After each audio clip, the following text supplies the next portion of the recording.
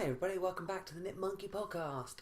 This is yet again the podcast you didn't know you needed, and most shockingly, when I sat down to work everything out today is Thursday, it's the 7th of December, somewhere around there, I suddenly realised it had been 6 months. 6 months since I have sat in front of a camera. So, there is plenty to catch up on. I probably won't catch up on it, so you have to excuse me if I ramble a little bit from here on in. So, first things first, what has changed? Well, we have a new kind of comfy seaty place. This is my new sofa, which is lovely and comfy. And I didn't know really how to start the podcast when it first came out, so I nearly pulled do I go casual? Am I scrunched up? Paint me like your French knit monkeys? What look did I go for? So this is my new sofa. This new sofa lives in my new house. Last time I was in temporary. This is it. You can't really see much of it. At some point I will kind of show you around, but obviously you guys know what it's like when you're building a house from scratch. Not building a house from scratch, but obviously the contents, you kind of are limited as to what you got. So kind of like upstairs there's bits of furniture everywhere. So when it's a bit more plush, I'll take you on a little tour. It'll be lovely, but it's still in Exeter, right on the top end now.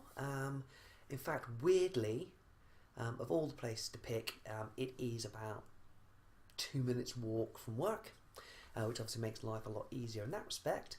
And also, when I actually inquired about the place, I suddenly realised it's actually where the girl's godfather lives.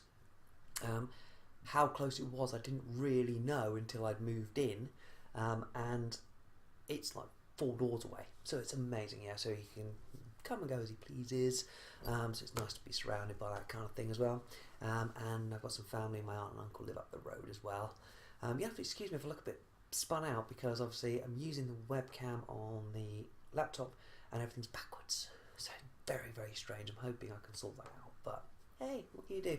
So if I do hold up any writing, you may find it's backwards. So that's the first big thing. Secondly, work is work is work is work. Yeah, you understand that. It has been mental for the last few months. I've been pretty much every single site in our region, one way or another. Still spending loads of time in Bournemouth, although that's kind of come to an end now, which is great because it's a heck of a journey to get there. Spent some time in Southampton. Plenty of time in Avonmouth, which is the Bristol area, some time in Swindon, some time in Droitwich. Gets around. But now finally back based in Exeter for a while.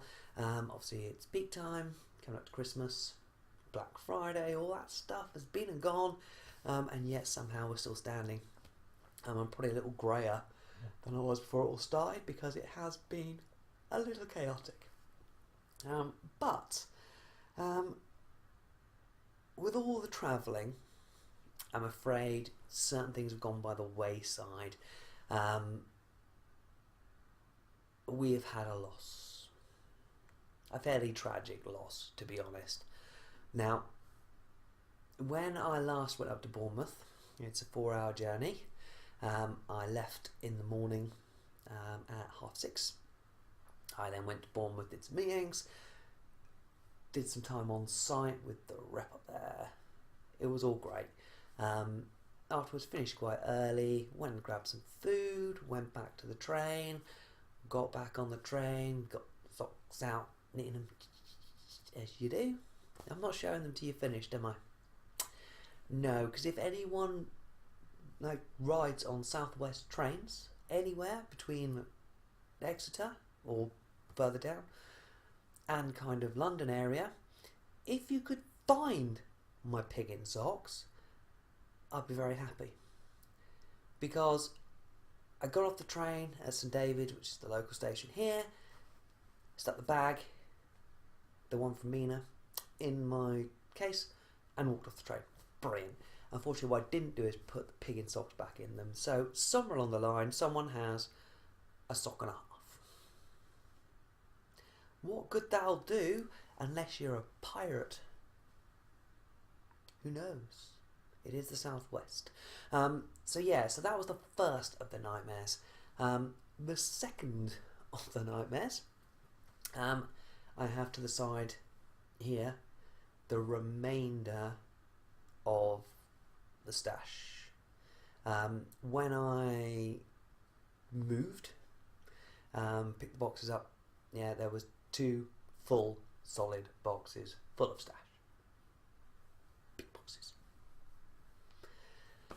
Unfortunately, somewhere along the line, the place I'm staying at has a couple of damp problems, which, it's only surface.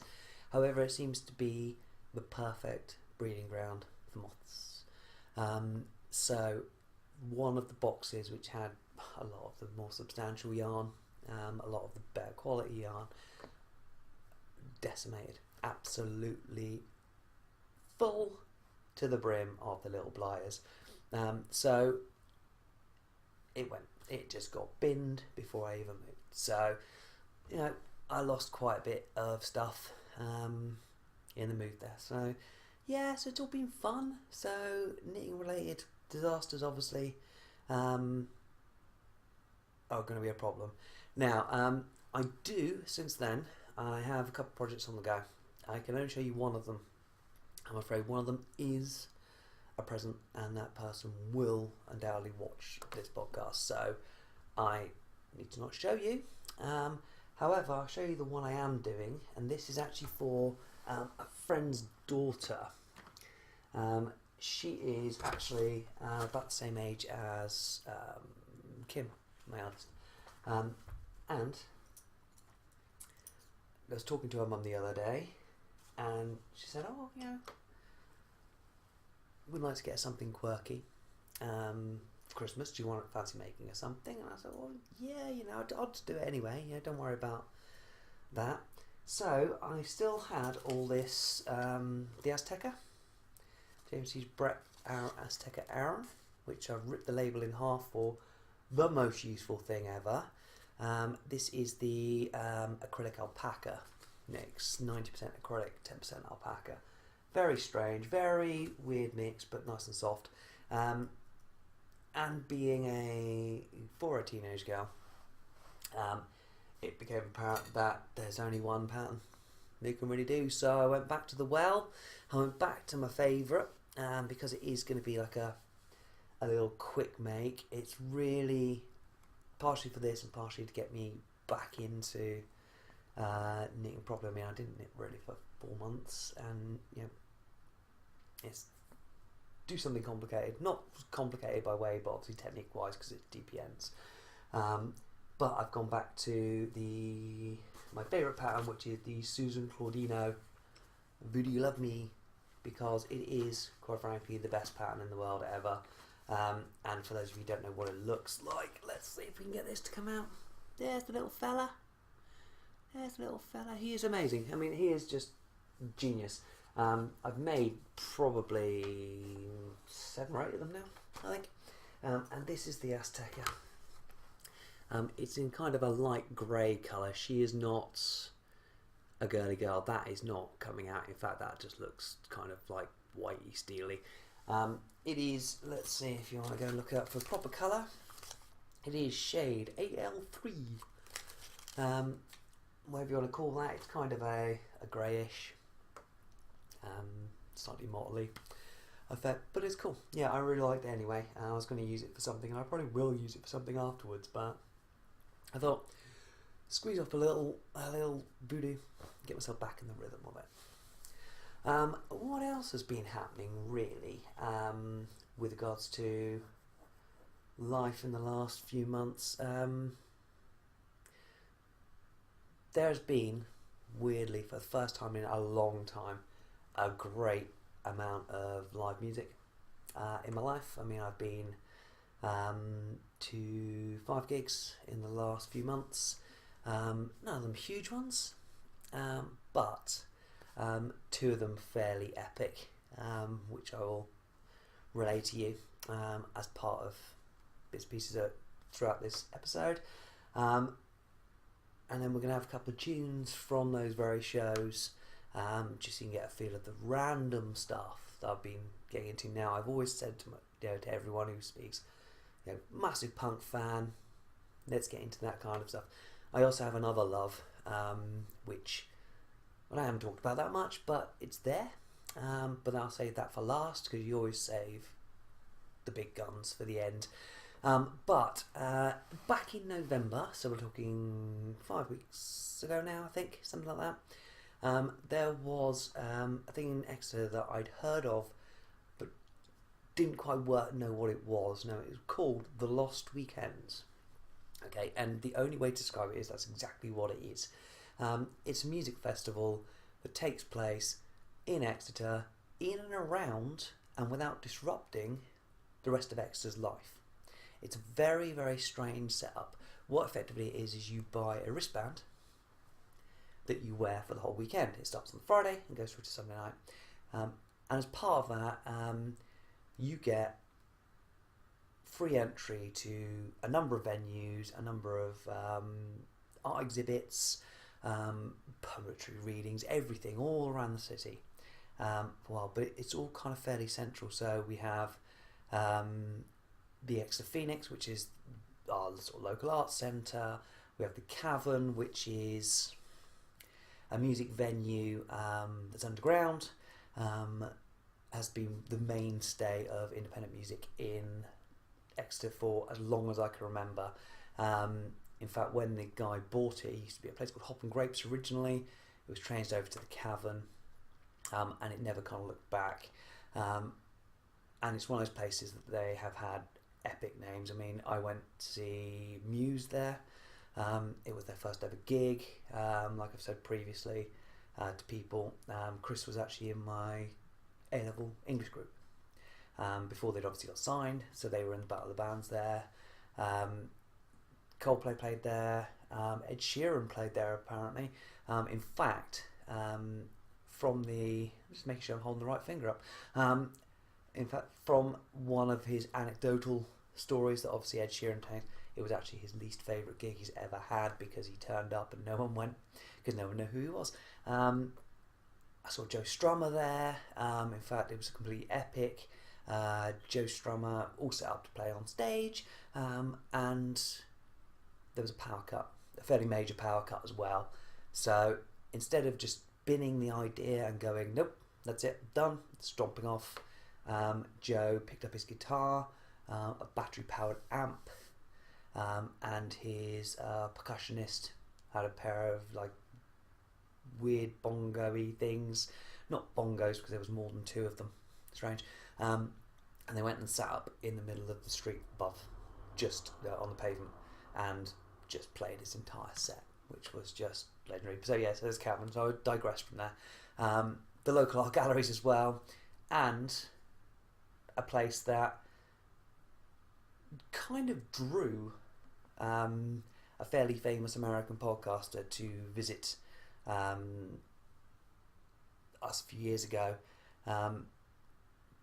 They were putting on random gigs in Exeter Cathedral, and it was Exeter Cathedral that actually drew Ryan, who is Tracy from the Two Lit Chicks husband, to come and visit us while they were over for a weekend. But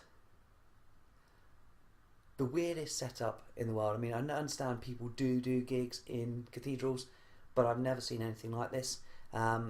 Exeter Cathedral has always been kind of stuffy. You know, we are a cathedral. We are very, very devout. We do all this stuff. None of this. What they literally did was strip all the pews out for the entire cathedral, and then stuck a bar in the corner. You can't get more surreal than that. And they put on just the quirkiest band. It's a band that I'd heard the name of, and a friend had sort of just said, you've got to go and watch these people. You really have to, because they're amazing. So, sorry, cool. On the strength of that, a couple of us got tickets. We went to last weekend, drifted in the cathedral on Saturday night, and playing were the most unusual band that I've come across in ages. For those of you in America, I don't know if you call them the same thing, but over here, back in the days before proper telly, back in the days before news was widely available, before the internet and general channels, they used to do something called public information films. Now, they were normally done by the BBC or a company called Public Service Broadcasting. Now, it would be newsreels, effectively like newsreels you got during the war. It would be background information films that would be shown to people about the textile industry, or about coal mining, or the presidential election, or anything that was of real relevance to the world. Now, three crazy guys decided they would take these public information films and they would use them as the only vocals in music, but not being set to, hey, let's make it into a dance thing, or let's make it into a rock background. They decided they would sit down and do, quite frankly, whatever the heck they liked.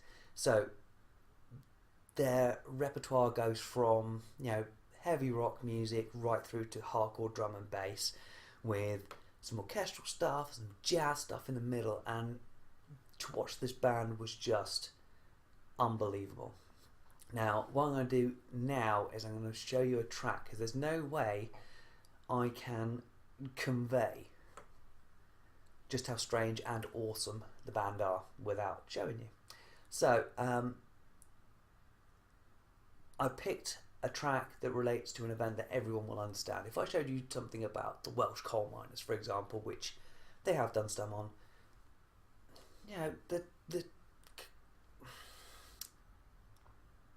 my American brethren would tune out. They've got no frame of reference. So, I've gone back to a track from an album called The Race for Space. And this is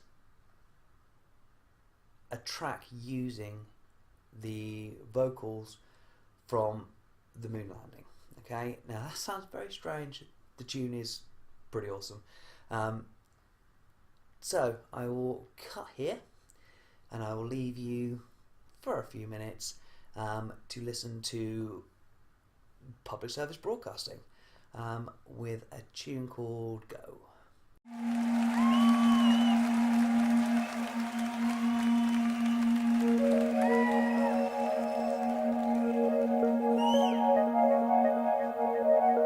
Okay, keep the chatter down in this room.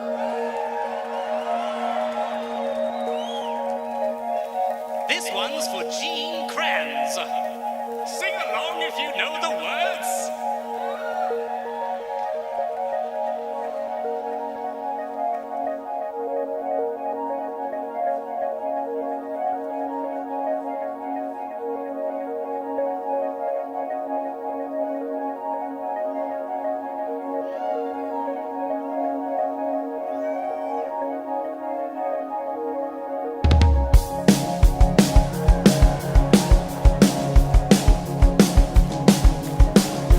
This is Apollo Control at 102 hours into the flight of Apollo 11. It's going quite quiet here in Mission Control. A few moments ago, Flight Director Gene Kranz requested that everyone sit down, get prepared for events that are coming. And he closed with the remark, good luck to all of you.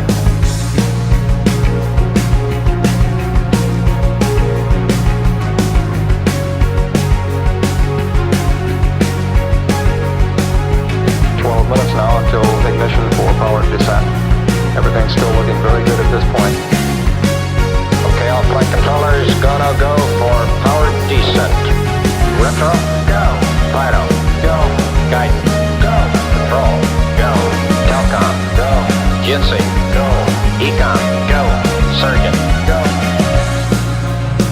Capcom, word go for powered descent. We're off to a good start. Play it cool.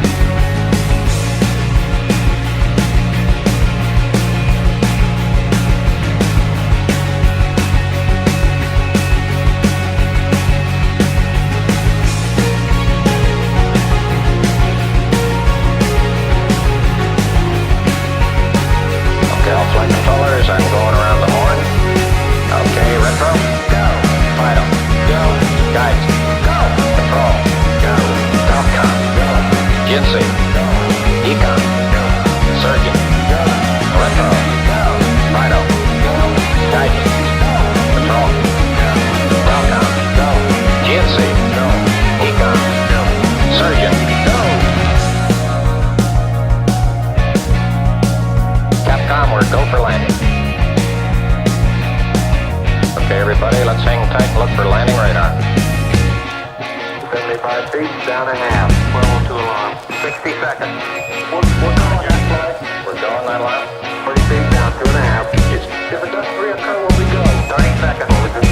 1201. 1201. Roger, 1201 alarm. 1201 alarm. Same time we're going, buddy. Okay, we're going. We've had shutdown.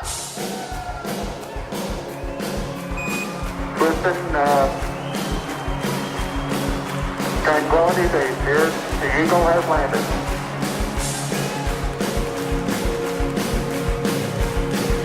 Okay, keep the chatter down in this room. T1, stand by for T1.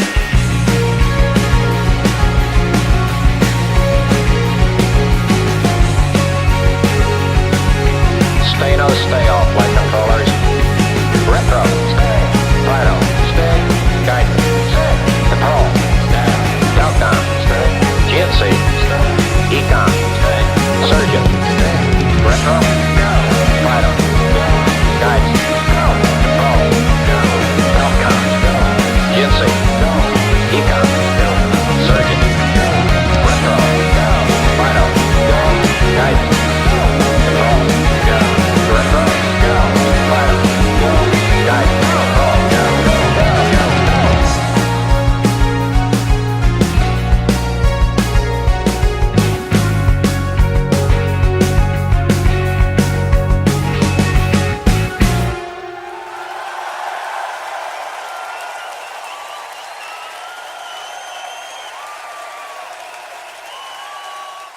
Well, there you have it. The epicness that is public service broadcasting.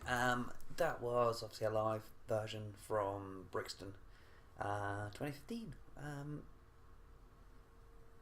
Listening on vinyl, listening live are two separate entities. The vinyl version is amazing. However, live always will be a preference, I think, for that. Yeah, so they're pretty epic. They have 4 albums out now. And they're all kind of that standard. It's one of those things that makes people look and go, what did I just hear? What was I listening to? I do it at work quite a lot, really. I Bluetooth into the speaker and play random stuff, and that's one of my songs of choice. So there you go, so it's been shared. Now, let's go on to it. I mean, it's been 6 months, right? There has been a lot of epic geekery in the last 6 months. So we will go through. I'll talk, you listen, and you can feedback. Obviously not now, but in the comments below, or in the RAV group. You do what you like. It's fine, but let's make some points about some stuff that has come up in the last 6 months. Okay, I've done bits on Instagram and stuff, but let's just get it out there. Firstly, Jodie Whittaker, Doctor Who. Who cares? Really. In the past, I have been one of those avid anti-female Doctor people. It's not the sexist thing for anyone jumps up and boots me in the head, or, well, you have to buy a plane ticket, some of you. It has always just been a traditionalist. Yeah? But Jodie Whittaker, she's awesome. She's really cool. I have one concern, and it's not even about her really. Bradley Walsh, really? What can you say? No, it's fine. It's good. I'm looking forward to it. Let's see what happens at Christmas with the regeneration. Yeah, it'll be cool. It's still Doctor Who. It always will be Doctor Who. I'll stop watching it when the standard of the writing goes down. That's about the only thing that'll get rid of it. So there you go. They have my official line on it. Quite frankly, who cares? Right. Secondly, let's start with the obvious. Thor Ragnarok. Right. There's nothing I can say. Absolutely stonking. Still not as good as Guardians of the Galaxy, but you have to go a long way to get that far. However, just epic. Really, really good. You know, the best Thor film by far. Chris Hemsworth is just a man who makes every single man on this planet feel a little bit feminine. Alright, the guy's too good looking, too well built, too funny, too charismatic, and when you see him interviewed, he's really funny, self-deprecating. What can you do? Yeah, there are guys like this, but yeah, it's epic, which obviously leads straight on now. We have Black Panther, and then we have Infinity War. Infinity War's first trailer's come out. It looks good. It really does, apart from the fact the new look for Thanos makes him look like one of rubbers on the end of pencils. Yeah, an eraser for the Americans. A rubber on the end of a pencil. It's a very strange look. He's too pink. He looks like a boiled lobster. Not much I can say to that, really. Other than that, yeah, let's get some death in. We know there's going to be some death. Loads of people can't have contracts. We can start taking odds. Part of my serious money's on Tony. Steve, obviously, you know, he's gone now. He's no longer Captain America. Might as well dispatch him in the fourth film. Most of it will come up, and let's just see what happens with Black Panther, because it looks amazing. Now, the other exciting news on that as well is this weird negotiation thing that's going on with Marvel and Sony, where sorry, not Marvel and Sony, Marvel and Fox, where Disney are looking to buy parts of 20th Century Fox. Part of 20th Century Fox itself and a few extra bits and pieces, which means that Disney will own everything in the entire world. It also means that they will take back control of the X-Men. They will take back control of the Fantastic Four. So maybe we might actually get a decent Fantastic Four film. Yeah, from now. It also does mean they'll get control of Deadpool, which concerns me slightly. But let's hope they actually stick to what it is. Yeah, they just let them have creative freedom and go off in the way. They let Netflix do it, so just let them carry on. The Punisher is out. It's been out. I've now caught up with everything right the way through. All the Netflix series right up to the Punisher, and I should love the Punisher. The Punisher was a great staple of my comic childhood. A great character. I don't think the show should go too far. I don't think the show should do more than another series before they cut it, because I don't want it to become one-dimensional, nor do I want it to become bogged down in too much of the rubbish that goes around it. So, yeah, it's good. It's not brilliant. It's also not as violent as I thought it was going to be, which is actually really, really good. I thought they should push it too far. You know, let's see how far they can push it. But it ain't Game of Thrones. It's a guy with guns. So let's just leave it at that. And then the big one. What can we say? I need to weigh in on the largest movie debate of the year. There's a small film coming out in, what is it now, 8 days, 9 days now? Star Wars The Last Jedi? We've all theorised. We've all wondered. The Last Jedi, singular plural. Who is The Last Jedi?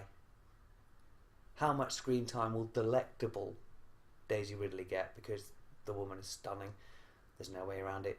Will we actually get to see Prince William and Prince Harry, or if they cut that scene, or if they put it back in? What the heck have they done with it? And finally, the most important thing, the porgs. What can you say?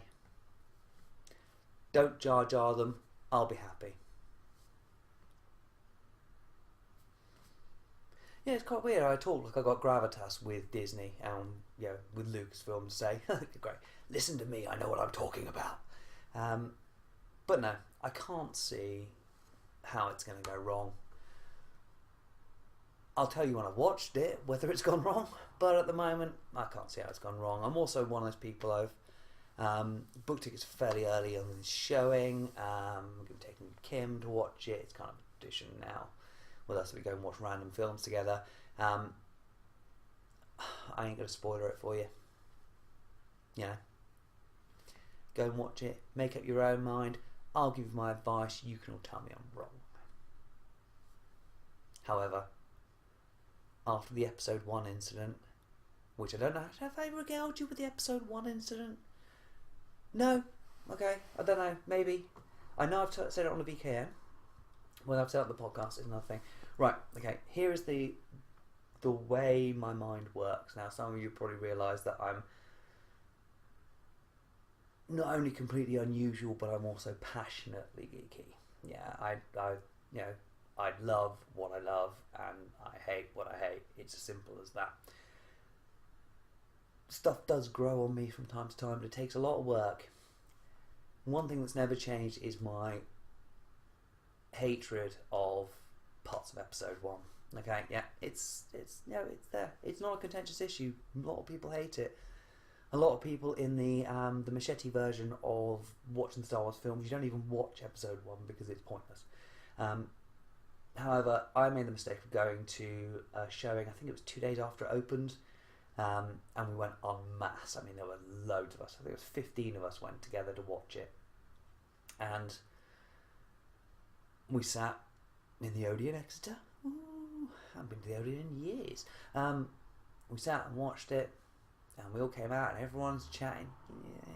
So we walked down the road and we go to the corner from the cinema, and there is a pub called the Duke of York, right? I've been in there like once since this, probably because I'm humiliated, but you know. And got a pint and sat down and we were like chatting and stuff. And then my brother, in his ultimate wisdom, looked over the table, and it was like Solo and Greedo. I'm not telling you which one was which, but my brother's a bit green and he's got a weird mouth. Now, like the whole place seemed to fall into silence as he looked over the table and went, "You've been really quiet, Dave. What did you think?" The next sentence started with the word, "well," and then it was less of a sentence and more of a complete tirade of abuse, criticism, everything. Now, the worst thing is I couldn't even blame it on the fact I was drunk, because I was about this far down my first pint. But it culminated with me turning around to two guys at the bar who actually mentioned, while obviously I'm ranting obviously quite loudly about this, that they were going to see it the following night, and me turning around and pointing at them and just going, "Don't do it, just get your beefy money back," right? That's what I'm like, sadly, which is why no one can go to the cinema with me, because not only that, I'm also a ridiculous smart ass. The only other, I'm just confessing that I'm rambling. I've got completely sidetracked, but you know what? I don't care, and you don't care. You just listen to me ramble on for ages because, quite frankly, you need to know what's coming next. Anyway, many years ago, in a brief gap between relationships, I was seeing a German girl called Julie. Then we decided to go out and we go to the cinema. So the film that we decided to go and see was The Sixth Sense. Now that's fine. It's a great film. I really liked it. Unfortunately, like I said, I'm a complete smart ass. So about 15 minutes in, the little knit monkey brain starts cogs turning, and then light bulb. If anyone's not seen it, or anyone has an interest in seeing it, or anyone who has not heard about it but thinks, I've heard it's a good film, I want to watch it, you might want to mute me now. Fair warning, spoilers ahead if you haven't seen it. About 15 minutes in, I turn around to Julie and say, it's obvious he's already dead. What I failed to realise is about 15.5 minutes in, the entire film goes silent. You could have heard a pin drop, except for this butthead who very loudly announces that the main character and the twist we were all expecting from one of M. Night Shyamalan's films is that he was dead. And it carries across the whole cinema. It was like the BS version of Tumbleweeds. Complete silence and glaring. And Sixth Sense came out in the time before internet spoilers were a thing. So I slunk down on my chair and rode out the storm. And then when the twist happened, there may as well have been pitchforks and torches. I felt horrible. So I actually stopped doing it. However, I can't stop doing it. I just can't. Things frustrate me so much. Plot holes, stupidity in films. Unless a film is intentionally stupid, it should not be stupid. Yeah? Inception is another one, right, which is mind-numbingly stupid. Okay. He's going. This is going to go on for ages. This is going to go on. Right, okay, I'm just going to go now. I'm going to go. I'm in the zone. I'm in the zone. People just ignore me or fast forward. I'll put a comment up here when I stop ranting. Inception is another one, right? The whole idea is DiCaprio cannot go into the US. Okay? However, if he does this particular job, he has the connections to smuggle, to smuggle him in so he can see his job, right? That's the main crux of the matter. Okay? If he's got that many connections, why doesn't someone just get the freaking kids and bring them over?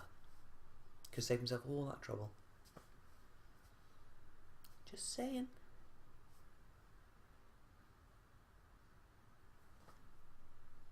Right, I think I've finished now. On that note, yeah, what can we do? I can't pass judgment on Justice League because I haven't been to watch it, because I can't actually bring myself to go to the cinema and watch it. Okay, there are a number of reasons for this. One, Wonder Woman was so good. It was a very good film. Okay, and I would love to have watched Wonder Woman as a solo film without being connected to anything, because it was great. However, Wonder Woman has been tarnished by the film that came before it, and the film that apparently comes after it. I'd rather keep it insular. Yeah, as far as I'm concerned at the moment, Batman vs Superman doesn't exist at all. I just can't. And write-ups, I do like to make up my own mind about stuff. I will watch at some point on DVD or Blu-ray or whatever whenever it comes out, but I cannot go and watch a car crash film at the cinema intentionally. Unless it's an intentional car crash film or a film about car crashes. Rush, I'm looking at you. You could do it, but I don't know. There's a certain level that I can bring myself to, and Justice League appears to not be it. Which also brings me back to this. Right, okay, here we go on another rant again, right? Okay, sexualization, yeah? When the big criticism of Wonder Woman came out is the fact that she was fairly sexy. She's, Gal Gadot is an attractive woman, a very comely wench. Yeah, let's just get that out of the way before I go any further on this, right? So, all I hear everywhere is, oh yeah, this, oh yeah, you only went to see it because of this, she's too sexy, she's too this, she's too that. However, all the women sleazing over Jason Momoa, topless, pot, kettle. But yes, so I can't go and watch Justice League. I'd love to. Ezra Miller seems pretty charming as the Flash. However, Grant Gustin is the Flash. Let's just leave it at that, please. Jason Momoa, I love to bits. I think he's amazing. Scary as hell, but amazing. Gal Gadot, I think, is great. Henry Cavill could have been an amazing Superman. However, the material he's been given is terrible, and Ben Affleck is horrible as Batman. So there you go. However, according to internet rumours, I really don't think Jake Gyllenhaal will be any better. Just saying. Right, okay, so where do we go? I've geeked out. I've talked a bit about knitting. I've kind of caught you up on what's been going on. Two things. One is a bit fun. I was having a discussion with another podcaster, someone I've known for quite some time now, and I was trying to think of something to do because I don't knit enough. I don't have the time to, but I still want to podcast, and I still want to knit, and I still want to do all these different bits and pieces. So I want to shift the focus slightly on some of it. Do some new bits and pieces, bring some new voices in and all this sort of thing. And the one thing I'm trying to do is, as I said, every single episode there has been some form of tunage. Yeah, at different levels. It doesn't matter what it is. Where there's a theme. This week's is just stuff I've seen. We had the Bournemouth connection. We had the 40th anniversary of God Save the Queen. So what the idea has been floating out, and whether it comes in the next episode or a couple of episodes time, the loosest term I have for it now is what's called an album amnesty. Okay, now the idea behind this is I have a very wide and eclectic taste of music, and a lot of the stuff I have listened to in the past and loved dearly, a lot of people won't have heard because obscure 90s British indie is not a big thing in America, for example, or it's not a big thing with the new generation. We say the new generation. I've had so many conversations this week where I suddenly realised just how much older than everyone else I am, the people I deal with, the people who work for me. Perfect example for all you British people here of my age, so we'll say between 35 and 45. There was a conversation crept up between three security guards, and one of them called me over and said, "Oh yeah, you remember Eurotrash, don't you?" And I went, "Yeah, Anton Local. Yeah, it was great. This is what it's about." And one security guard said, "What's Eurotrash?" And I just looked at him and said, "Oh, it's the show with and the weird random Scandinavian nudity and bizarre fetish stuff. That." And he looked completely blank. I went, "How old are you?" He went, 21. I just put my hands up in the air and started weeping. This is where it's coming from. It's scary. Incidentally, I'm 42 in March. So, yeah, that's how old I am, for those of you who don't know that much about me. So, the album amnesty is quite simple. the idea is that I get together with someone. It doesn't matter whether it's a podcast, it doesn't matter if it's one with you, it doesn't matter if it's just someone and you starts chatting to me on social media, anyone, doesn't need to be anyone connected. But we both effectively walk in and put an album on the table. Okay, now the idea is that it's hopefully going to be an album the other person hasn't heard.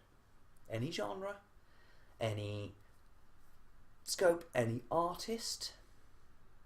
Okay, and the idea is you take it away, you listen to it, and then you come back.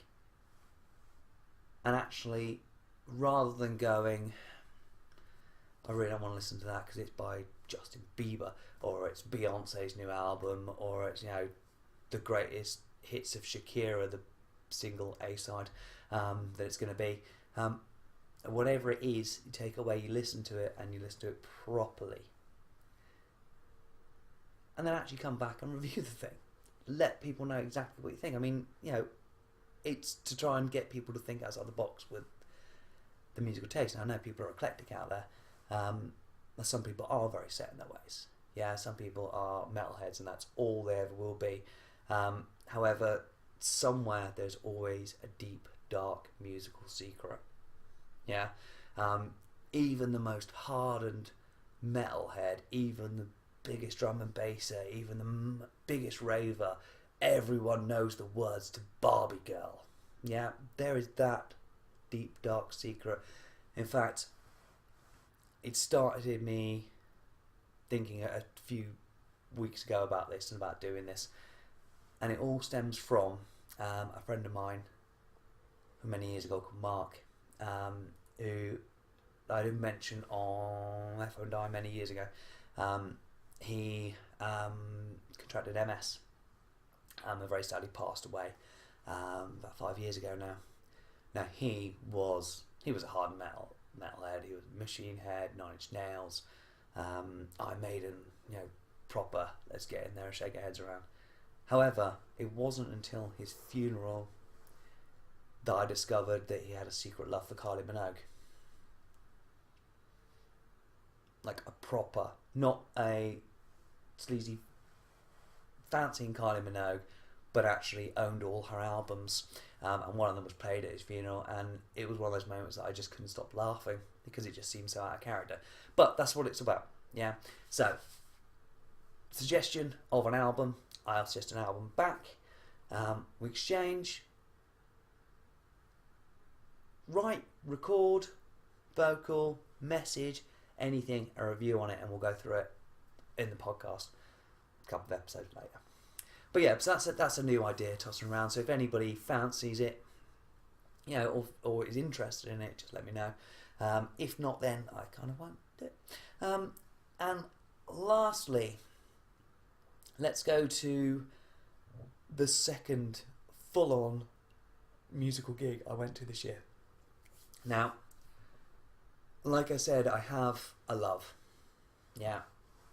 Everyone loves music. They were brought up and they have a fondness for it. Now, a lot of people then will occasionally hear it and go, I remember this is a tune. No matter what it is, whether it was your parents, whether it was, family members, friends, anything like that, or something you just heard on the radio and you loved. There are a few tracks like that from my past that I was never directly introduced to. I just fell in love with, for example, Love Will Tear Us Apart by Joy Division. What a great song. Not something that anybody I was around ever was into. However, there is these two bands, so you can get two songs in quick succession here. I was brought up in an unusual musical way. I hated all the music my parents listened to.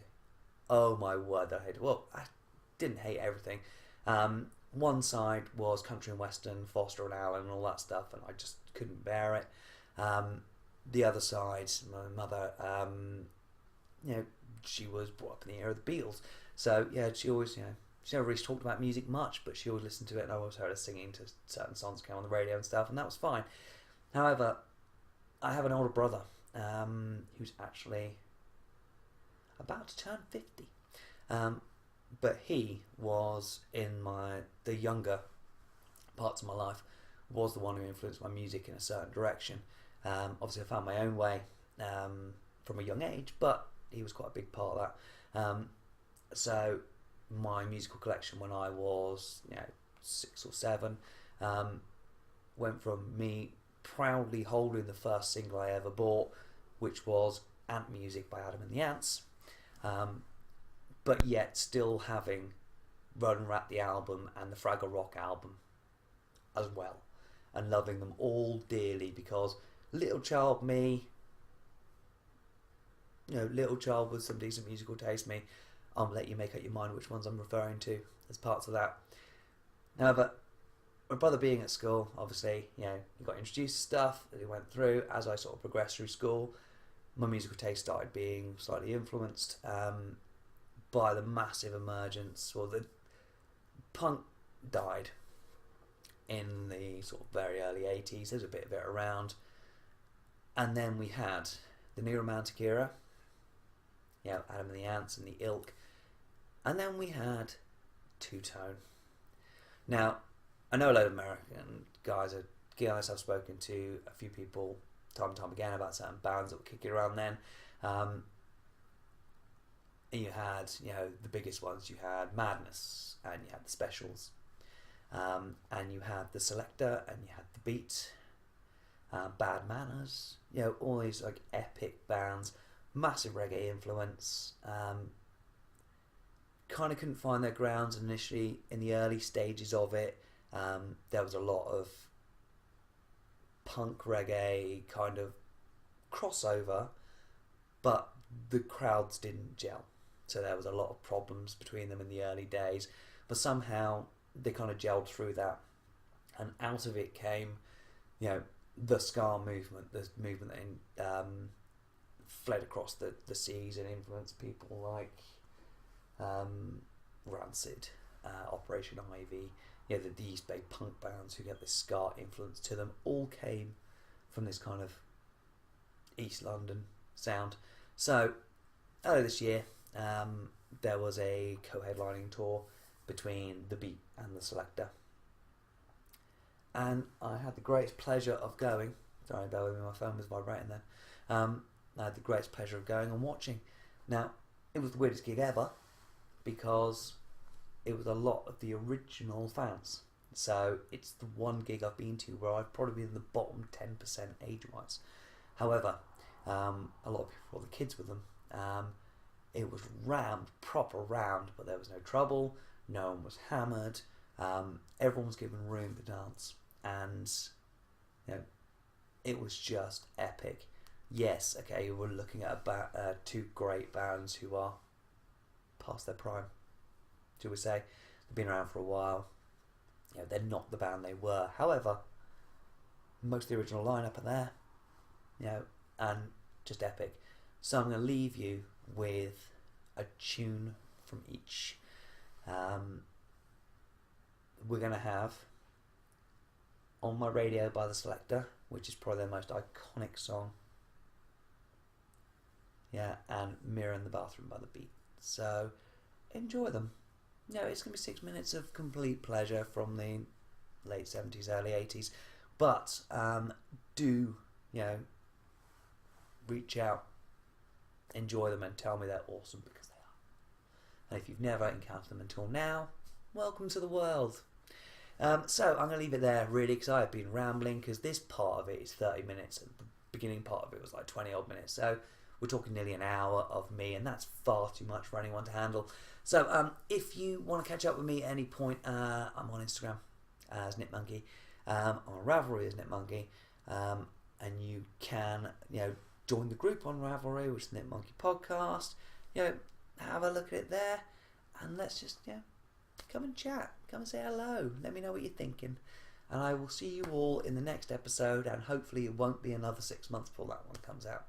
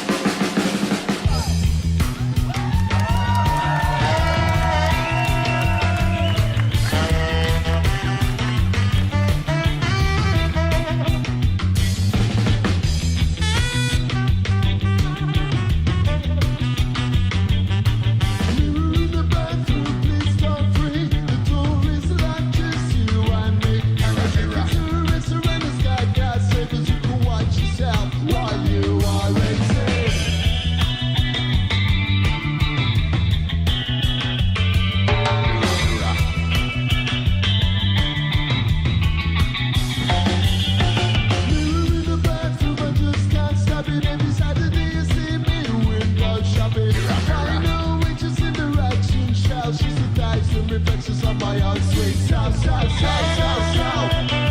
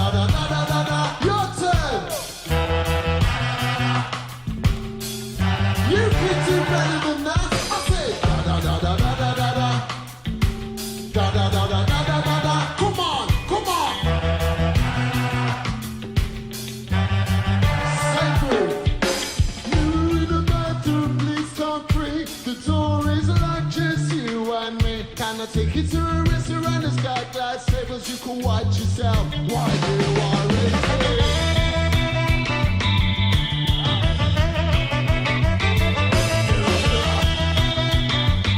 Tell them Rankin Jr. one more time, play. Mira, and the wild, who's the fairest of them all? Mira, and the wild, who's the fairest of them all? Mira, and the wild, who's the fairest of them all? Mira, and the wild, who's the fairest of them all?